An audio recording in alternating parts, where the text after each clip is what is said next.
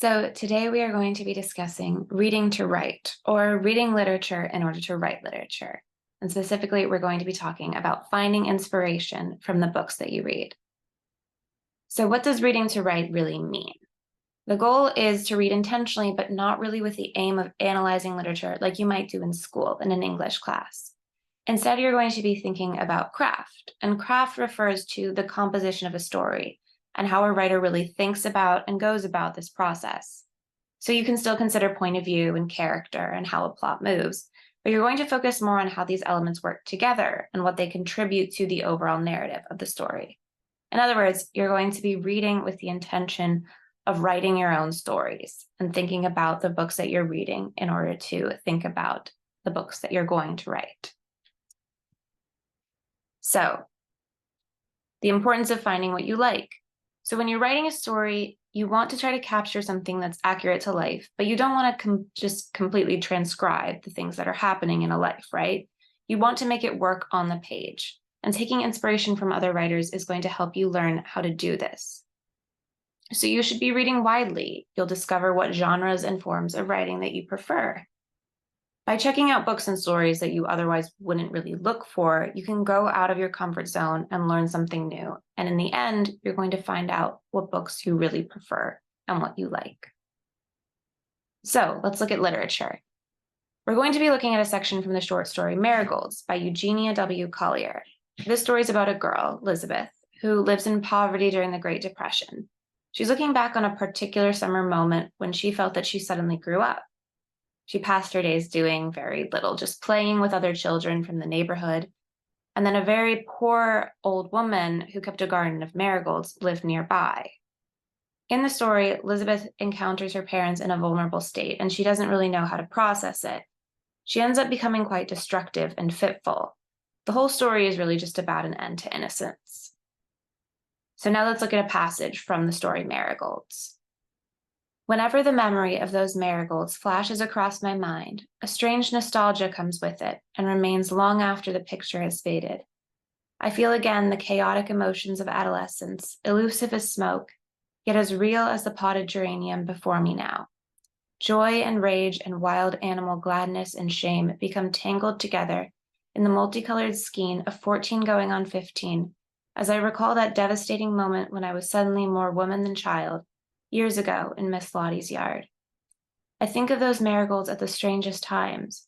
I remember them vividly now as I desperately pass away the time.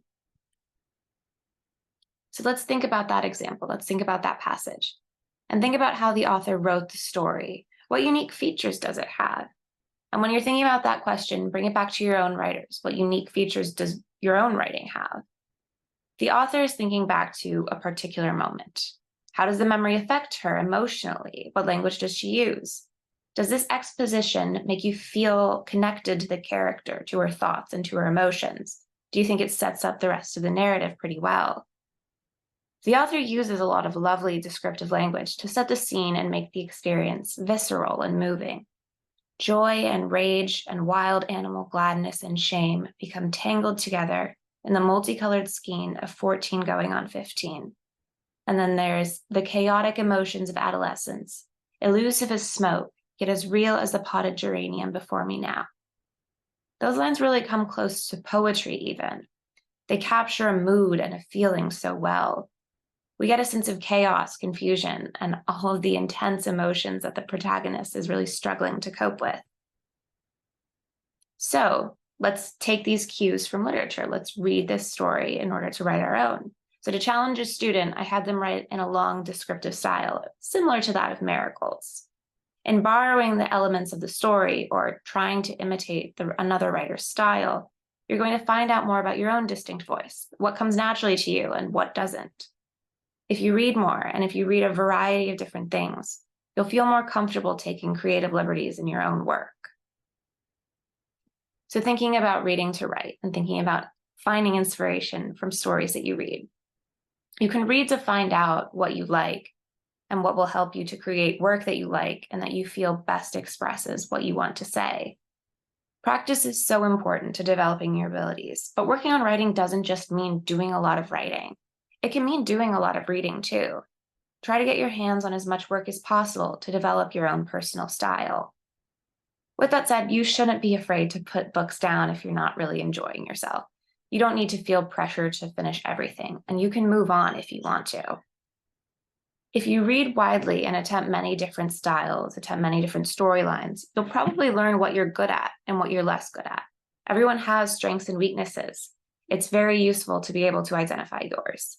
And it's okay to borrow some ideas. Real writers do this all the time. They can imitate the storylines or just the story structures that other writers have come up with before them.